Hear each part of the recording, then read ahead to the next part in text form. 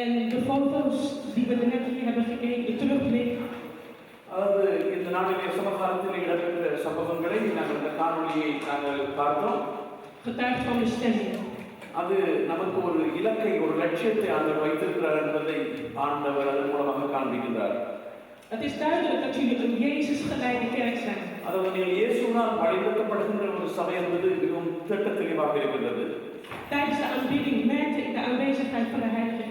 இந்த ஆராதனையின் போது பரிசுத்த ஆவியானவருடைய அசைவை இவ்விடத்திலே நான் உணரக்கூடியதாக இருந்தது. En mijn broeders en zusters, dat maakt jullie onbreekbaar. சகோதர சகோதரிகளே, நீங்கள் ஒருபோதும் உடைக்கப்பட முடியாதவர்களாக, நொறுக்கப்பட முடியாதவர்களாக அவைகள் உங்களை உருவாக்குகின்றது.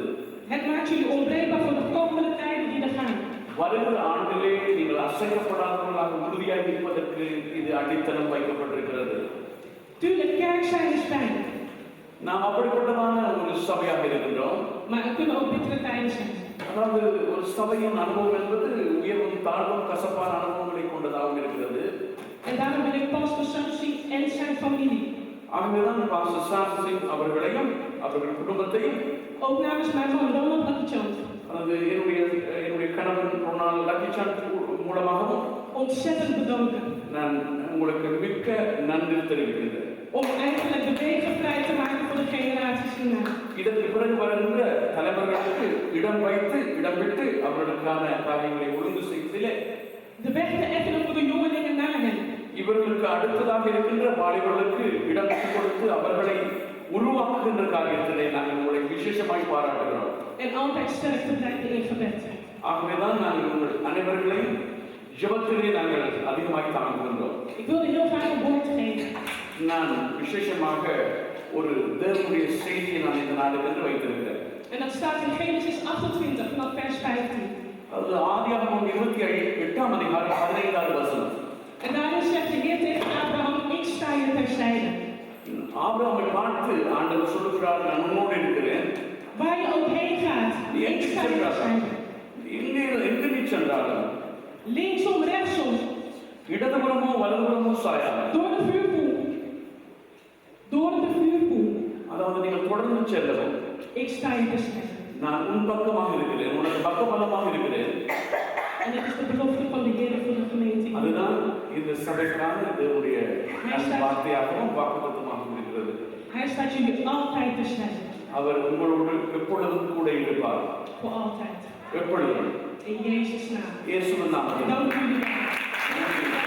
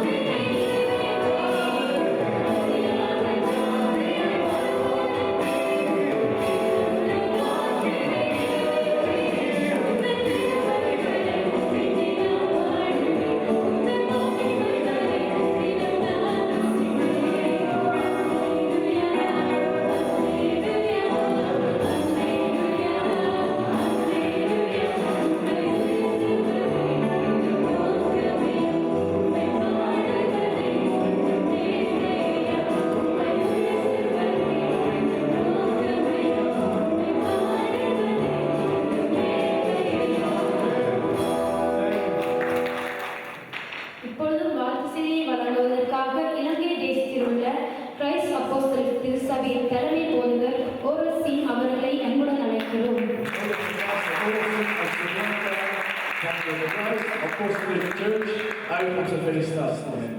கர்த்தருடைய பரிசுத்த நாமத்திற்கு மகிமை உண்டாவதாக.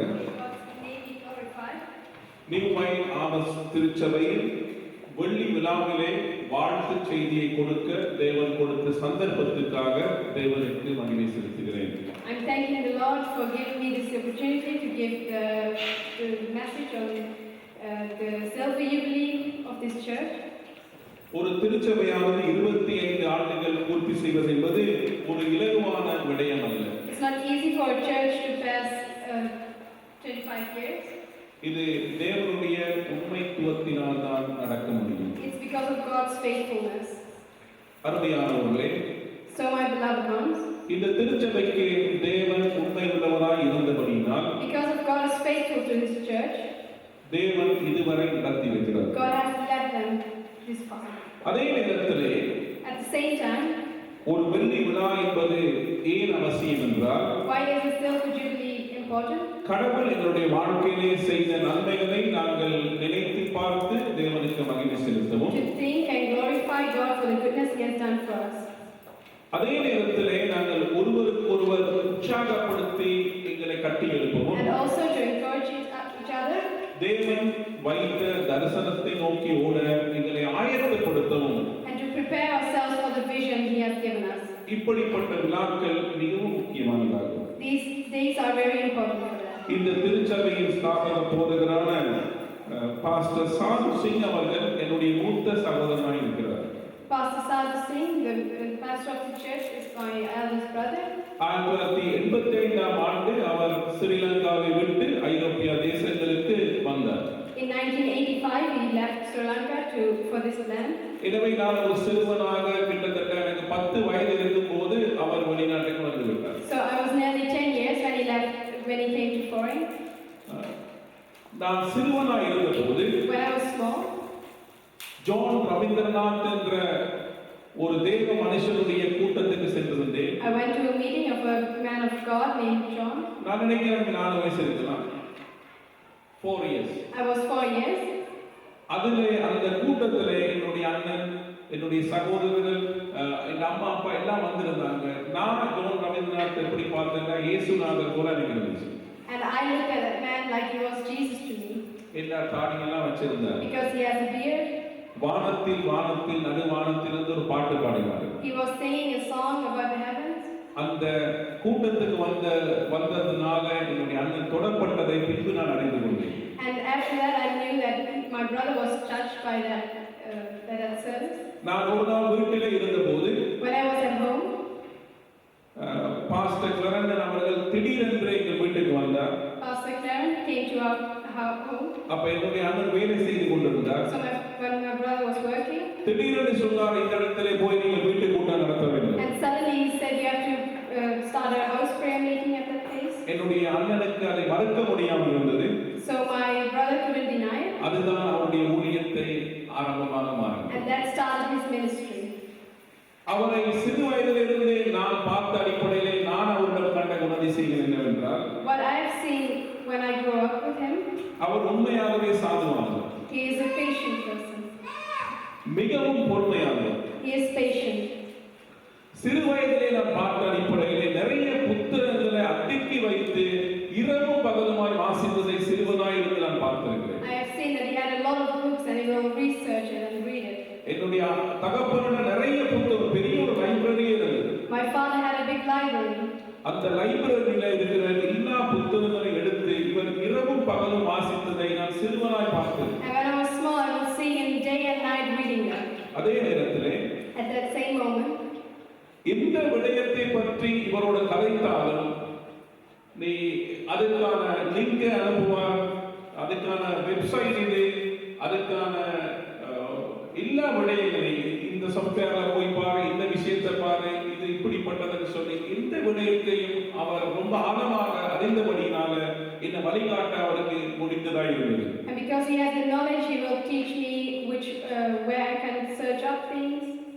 அதே நேரத்திலே 1997 ஆண்டிலே In 1997, என்னுடைய தந்தை மரித்த போது when my father passed away, நான் 22 வயது இருந்தேன். I was 22 years old. என் தகப்பனுடைய திருச்சபையை நடத்துகிற பெரிய பொறுப்பு என் மேலே விழுந்தது. I had to lead my father's church further. அந்த நேரத்திலே என்னுடைய ஆண்டு வெளிநாட்டிலிருந்து வந்து நான் ஒரு போதகராக அபிஷேகம் பண்ணப்படுவதற்கு பாஸ்டர் ஜி.ஜே. கிளர்டன் மூலமாக சகல உதவிகளை எனக்கு செய்தார். My brother came from foreign and anointed me as pastor. 2004 ஆண்டுக்கு பின்பதாக, After the year of 2004, அதாவது சுனாமிக்கு பின்பதாக, so after the tsunami, new wine harvest திருச்சபையோடு நான் இணைந்து நிறைய விஷயங்களை செய்ய தேவன் என்னை வழிநடத்தினார். God led me that I joined the New Wine Harvest Church and அதாவது இலங்கை தேசத்திலே சகல சமூக சேவைகளை செய்வதற்கு நான் ஒரு கோஆர்டினேட்டராக நியூ வைன் ஹார்வெஸ்ட் சர்ச்சுக்காக வேலை செய்ய கடவுள் கிருபை கொடுத்தார். God gave me the grace to work for the New Wine Harvest Church and do social works. அதாவது 2004 ஆண்டு சுனாமியிலே பாதிக்கப்பட்ட மக்களுக்கு உதவி செய்வதற்கு நியூ வைன் ஹார்வெஸ்ட் சர்ச்சை தேவன் பயன்படுத்தினார். So God used New Wine Harvest Church to help people who were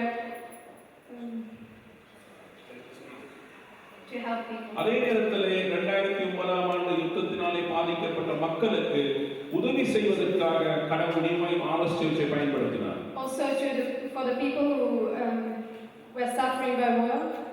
அதாவது வவுனியாவிலே செட்டிக்குளத்திலே அகதிகளாக இருந்த மக்களை கேம்ப்ஸ்களுக்கு போய் நாங்கள் அவர்களை பார்த்து அவர்களுக்கு உதவி செய்வதற்கு தேவன் வழிவாசலை திறந்தார். To help people in refugee camps. விசேஷமாக 2009 ஆண்டிலிருந்து 2019 ஆண்டு வரைக்கும் யுத்தத்தினாலே பாதிக்கப்பட்ட அனாதை சிறுவர்களுக்கு foster parents plan மூலமாக அவர்களுக்கு உதவி செய்த ஒரு ஊழியத்தை நியூ வைன் ஹார்வெஸ்ட் ஸ்ரீலங்காவை செய்தது. In the year of 2009 and 2010 to help them by foster plans. அதே நேரத்திலே விதவைகளுக்கு சுயதொழில் வாய்ப்பு திட்டங்களை கூட நியூ வைன் ஹார்வெஸ்ட் அதாவது வடக்கு பகுதியில் இருக்கிறவர்களுக்கு செய்தது. And also to widows subsistence plans through this church. அதே நேரத்திலே சண்டே ஸ்கூல் சிறுவர்களுக்கு வந்து ஸ்கூல் பேக்ஸை கொடுக்கிற அந்த பரிசு திட்டத்தையும் பல ஆண்டுகளாக இந்த திருச்சபை செய்து வந்தது. Also for years this church handed over to children school bags. எனவே இந்த தருணத்திலே So at this moment, இலங்கை தேசத்திலே தேவையுள்ள மக்களுக்கு திருச்சபைகளுக்கு நீங்கள் ஒரு உதவுகரமாக செயல்பட்டதற்கு கடவுளுக்குள்ளே நான் உங்களுக்கு நன்றி தெரிவிக்கிறேன். So we are thanking the Lord for you who help people in Sri Lanka. நீங்கள் ஒரு மிக முக்கியமான ஒரு தருணத்தில் இருக்கிறீர்கள். You are in a important position. 25 ஆண்டுகளை பூர்த்தி செய்து ஒரு மிக முக்கியமான ஒரு தருணத்தில் இருக்கிறீர்கள்.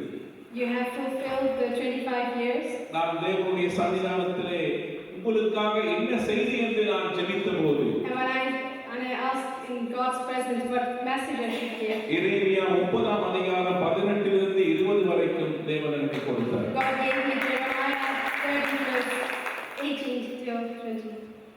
அருமையானவர்களே, பாஸ்டர் மோசஸ் சூரி அவர்கள் ஏற்கனவே இந்த வசனத்தை வாசித்து விட்டார். Pastor Moses Suri already read this verse. நான் பிரசங்கம் பண்ண போவதில்லை. I'm not going to preach it.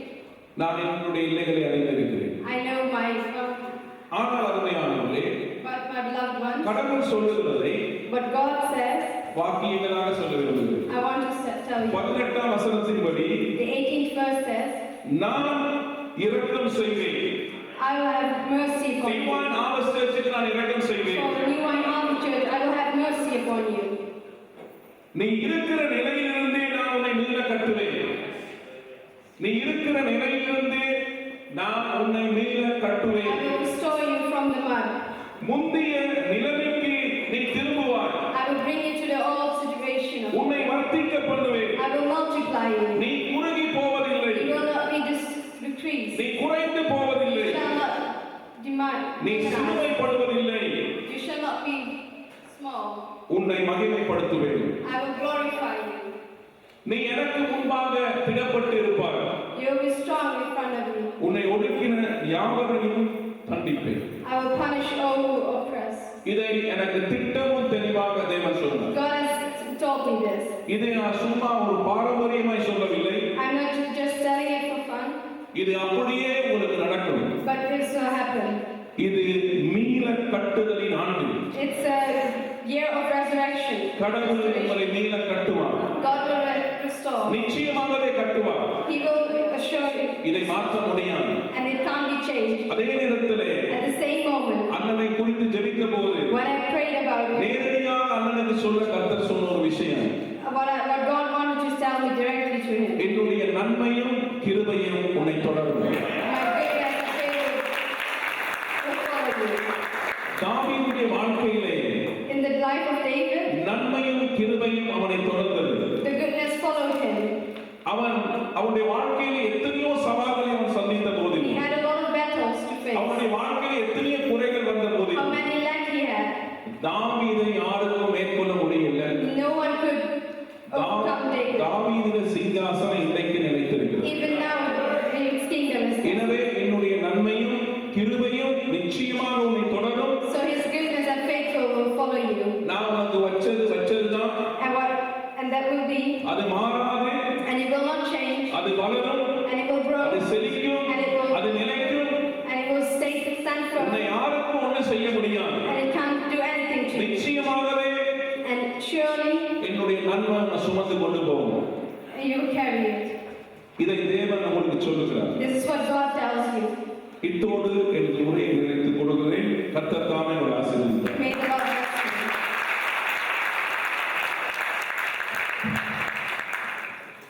கர்த்தருடைய பரிசுத்த நாமத்துக்கு ஸ்தோத்திரம் உண்டாவதாக. இந்த வேளையிலே pastor Henry Cruz of brotherhood missions அவர் இந்த இடத்திலே வந்த வாழ்த்து செய்தி அவர் அறிவித்து உங்களுக்கு கர்த்தருடைய உள்ளத்தில் இருக்கின்ற செய்தியை அறிவித்து அதே சமயத்திலே குடும்பத்திற்காக பாஸ்டருடைய எங்களுடைய குடும்பத்திற்காக அவர் இந்த வழியிலே ஜெபிக்கும்படி அன்பாக பாஸ்டரை அழைக்கின்றோம்.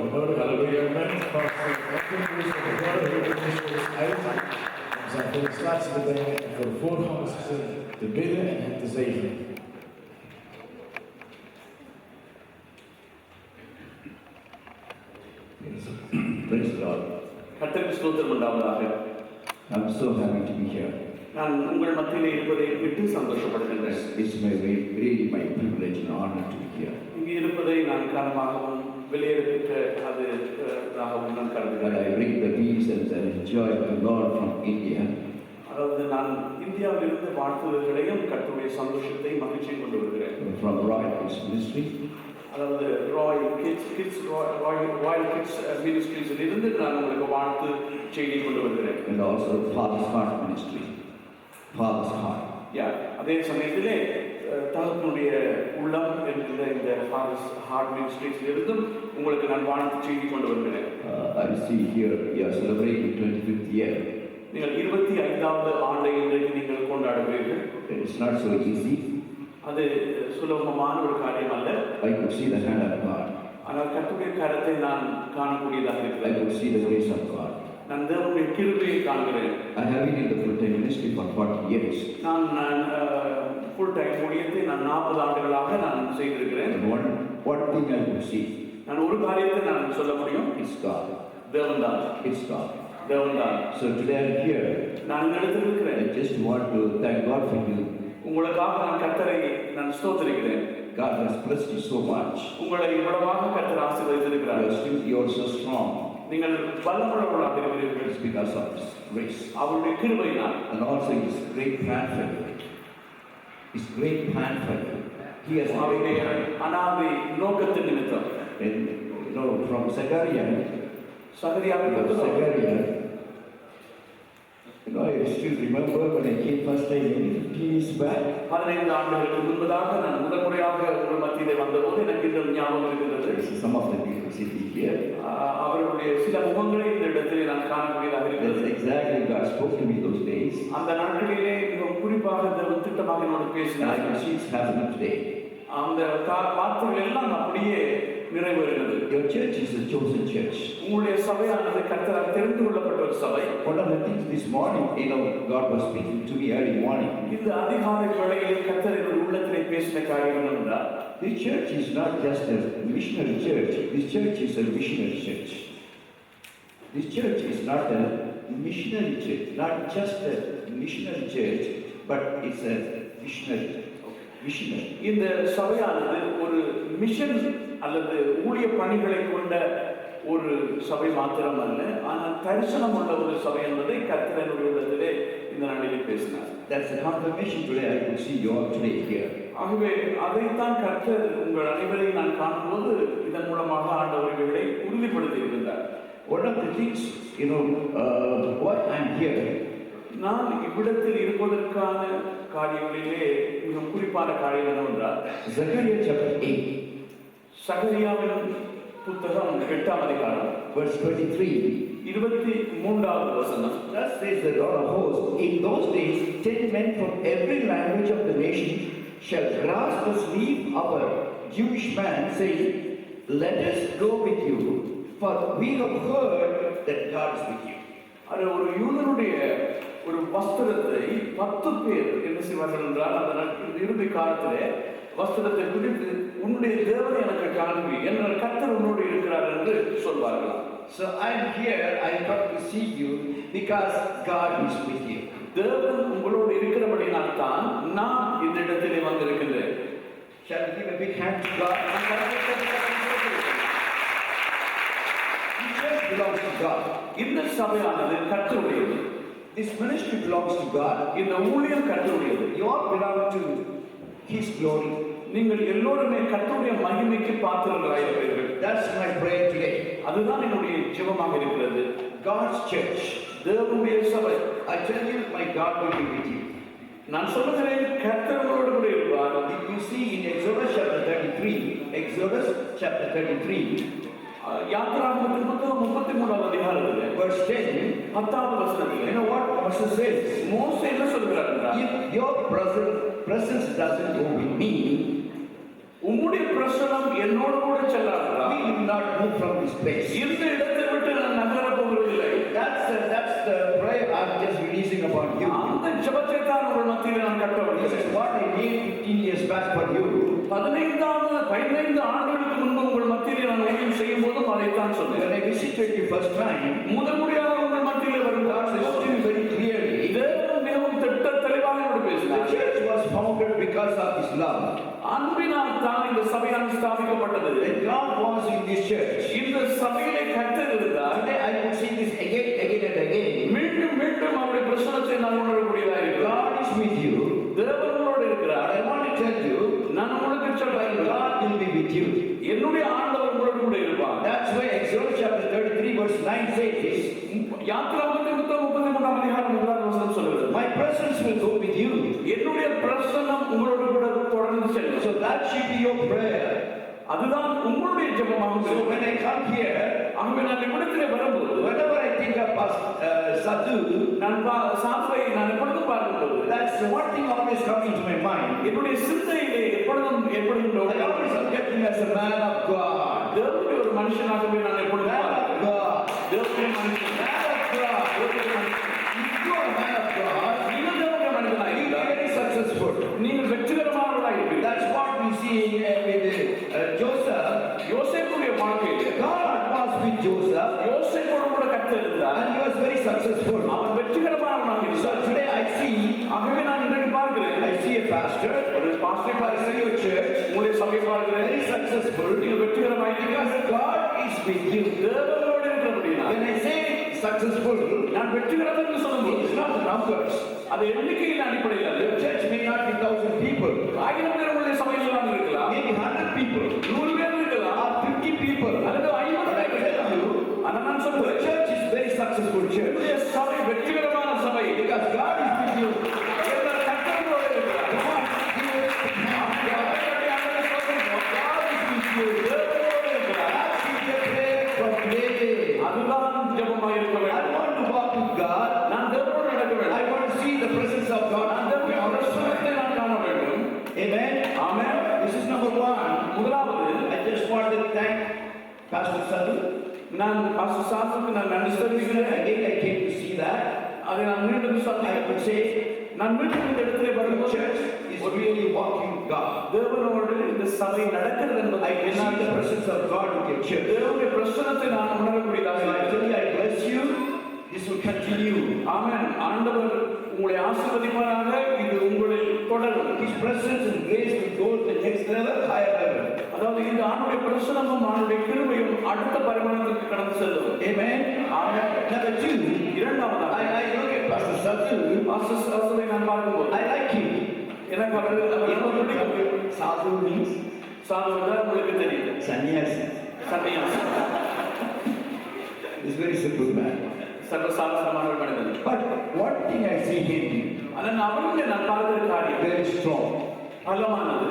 Not only Pastor Sadhu. Pastor சாது மாத்திரமல்ல. When I went to Sri Lanka, நான் இலங்கைக்கு I போனபோது saw his brother அவருடைய சகோதரனை பார்த்தேன். குரலை same. அதே போல இருக்கிறார். Same DNA. அதே டிஎன்ஏ, Same DNA. அதே DNA Very strong to walk with God. தேவனோடு மிக பலமாக நடக்கின்றார். Nobody can change them. அதை ஒருவரால் மாற்ற முடியாது. They have the spirit of Paul. அது பவுலுடைய ஆவி அவளுக்குள்ளே So இருக்கிறது. much conviction. அப்படிப்பட்டதான ஒரு நம்பிக்கை, So much maturity. அப்படிப்பட்ட ஒரு முதிர்ச்சி. That's why I'm here to come here to thank God. ஆகவேதான் இவ்விடத்திலே வந்து நான் கர்த்தருக்கு நன்றி தெரிவிக்கிறேன். You see the book of Second Kings. ரெண்டு ராஜாக்களின் புத்தகத்திலே You know what? God was so good with first King, முதலாவது ராஜாக்களின் புத்தகம் chapter 3, மூன்றாவது அதிகாரம் verse 10. 10வது The வசனம். speech pleased the Lord that Solomon had asked this thing. அதாவது சாலமோன் ஆண்டவரிடத்திலே இப்படிப்பட்ட காரியங்களை கேட்டார். What Solomon prayed pleased the heart of God. அதாவது சாலமோனுடைய ஜெபம் கர்த்தருடைய இருதயத்துக்கு பிரியமானதாக இருந்தது. First you please Him. முதலாவது நீங்கள் கர்த்தரை பிரியப்படுத்துங்கள். Don't please the people. மனிதர்களை பிரியப்படுத்த வேண்டாம். Please Him. ஆனால் கர்த்தரை பிரியப்படுத்துங்கள். If you are a man of God, நீங்கள் தேவனுடைய மனிதனாக just இருந்தால் please Him. நீங்கள் அவரை மாத்திரம் பிரியப்படுத்துங்கள். Don't just listen to the people. நீங்கள் ஜனங்களிடத்திலே அவருடைய சமயப்படுத்த Don't just see அவருடைய what people want. மனிதர்கள் ஜனங்கள் என்ன உங்களுக்கு See what எதிர்பார்க்கிறார்கள்? God wants from you. தேவன் எதை உள்ளத்திலிருந்து எதிர்பார்க்கிறார்? That's exactly I saw Pastor Sadhu. அதைத்தான் நான் பாஸ்டர் சாதுனுடைய He's வாழ்க்கையில் always pleasing the heart of God. அவர் எப்பொழுதுமே தகப்பனுடைய இருதயத்தை காரியங்களை செய்கிறவராக You இருக்கிறார். know what? That's the promise I give to you today. நான் இன்றைக்கு இதுவே உங்களுக்கு நான் கொடுக்கின்ற வாக்குதல். So God turned to Solomon, ஆகவே ஆண்டவர் சாலமோன் பக்கமாக திரும்பி, and then you know what he said? அவர் என்ன சொன்னார் தெரியுமா? I'm going to give you double blessing. நான் இரட்டிப்பான ஆசீர்வாதத்தை உங்களுக்கு தரப்போகிறேன். Church, are you ready to receive the double blessing? எத்தனை பேர் இரட்டிப்பான ஆசீர்வாதத்தை Today God wants to bless you with the double blessing. இரட்டிப்பான இந்த ஆசீர்வாதத்தை Because you please the heart of God. என்றால் நீங்கள் ஆண்டுடைய இருதயத்தை பிரியப்படுகிறீர்கள். Verse 12 says, 12வது வசனம் சொல்கிறது, Behold, I have done according to your word. See, I have given you wise and understanding heart, so that there has not been anyone like you before, not shall anyone like you after. And I have also given you what you have not asked, both riches and honor, so that there shall not be anyone like you among the kings all the days. அதாவது ஆண்டவர் சொல்லுகின்றார், உன்னுடைய ஜெபத்தின்படி சொல்லின்படியே அத்தனை காரியங்களை நான் உனக்கு செய்கிறேன். உனக்கு ஞானத்தை தருகிறேன், நீடிய ஆயுசை தருகிறேன். நீ கேளாத நீடிய ஆயுசையும் கனத்தையும் ஐஸ்வர்யத்தையும் நான் உனக்கு தருகிறேன் என்று சொல்லி உன்னை போல ஒருவரும் உனக்கு முன்பும் உனக்கு பின்னும் இருக்க மாட்டான் என்று ஆண்டவர் சொல்லுகிறார். You know the reason is, அதன் காரணம் என்னவென்றால், because what Solomon prayed, the peace of God. என்றால் சாலமோன் செய்த அந்த ஜெபம் கர்த்தருடைய இருதயத்துக்கு மிகவும் பிரியமானதாக இருந்தது. First, he wanted to see what God wants. முதலாவது கர்த்தருக்கு என்ன தேவை என்று அவன் பார்த்தான். And the second, he didn't want to tell God what he wants.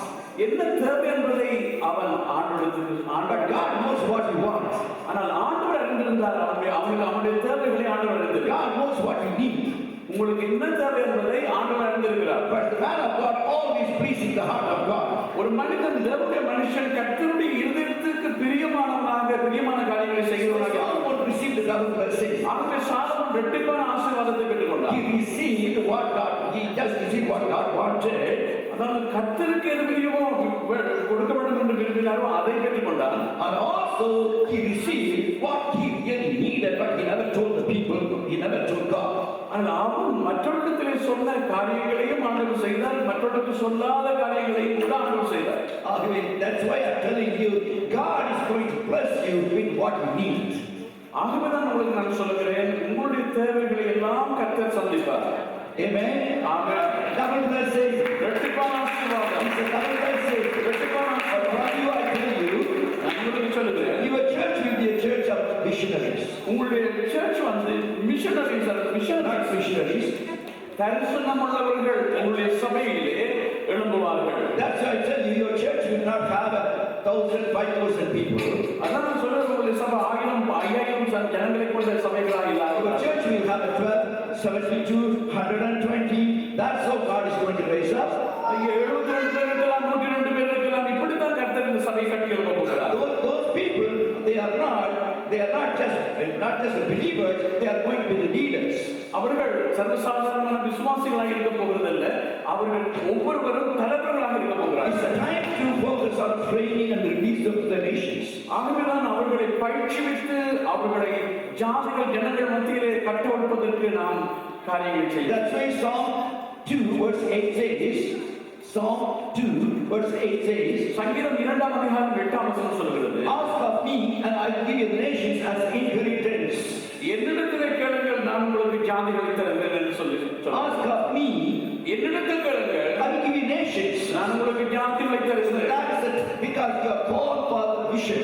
ஆகவே அப்படிப்பட்டதான ஒரு தரிசன ஜனங்களாக உங்களுடைய ஆண்டவரை It's a time of raising discipleship. ஆகவே இப்படிப்பட்ட சிஷ்யத்துவத்தை வளர்ப்பது மிகவும் அவசியம். I thank God for this wonderful family.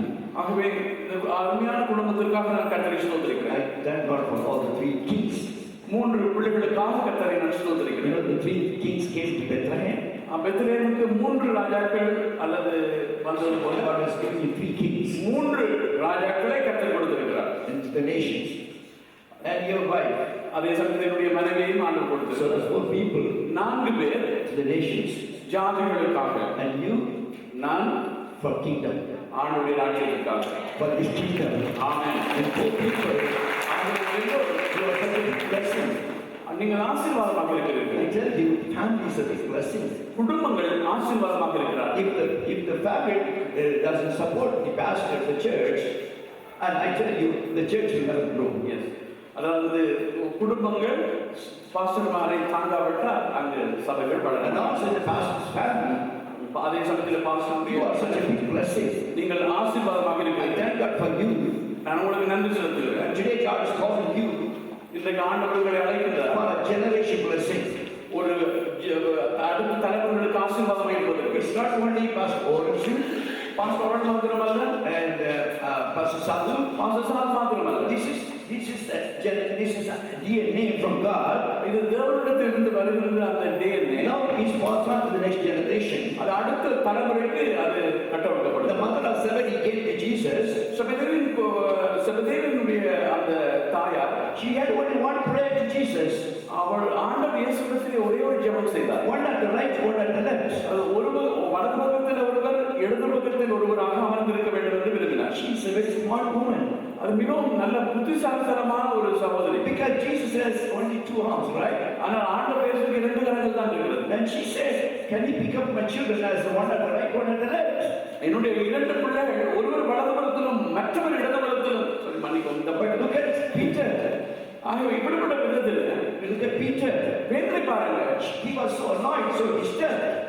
அவன் இதை கேட்டவொன்னு அவனுக்கு கஷ்டமா போயிட்டு. Because Jesus has 2 positions. 2 மிக முக்கியமான பிரதானமான இடங்களை இவர்கள் எடுத்துக்கொள்கிறார். And now the mother is asking for these 2 positions for her children. தன்னுடைய பிள்ளைகளுக்கு இந்த 2 ஸ்தானங்களை வழங்க வேண்டும் என்று சொல்லி, That is the best prayer. அது நல்ல ஒரு ஜெபம். That touched the heart of Jesus. ஆண்டவர் இயேசுவுடைய அந்த இருதயத்தை தொட்டது. And later what happened? அதுக்கு பிறகு நடந்தது In all the important journey and important decisions and important crises, அதற்கு பிறகு முக்கியமான தீர்மானம் இருக்கின்ற நேரங்களிலே திருப்பங்கள் முக்கியமான திருப்பமனைகளின் போது two people were always with Jesus. ஆண்டவர் இயேசுவோடு கூட இந்த 2 பேரும் தொடர்ச்சியாக இருந்தார்கள். It was John and James. யாக்கோபும் யோவானும் தான் So இருந்தார்கள். that's a great blessing or not God is going to give to you. அப்படிப்பட்டதான ஒரு ஆசீர்வாதத்தை கற்றுக் கொடுக்க போகிறார். God is going to bless your children தேவன் உங்களுடைய பிள்ளைகளை ஆசீர்வதிக்க போகிறார். because you made the right choice to walk with God. என்றால் நீங்கள் சரியான தீர்மானங்கள் எடுக்கும்போது And also you just got married to a man of God. நீங்கள் தேவனுடைய ஒரு தாசனுக்கு திருமணம் So I செய்ய tell you, your family is going to have a generation blessing. ஆகவே ஒரு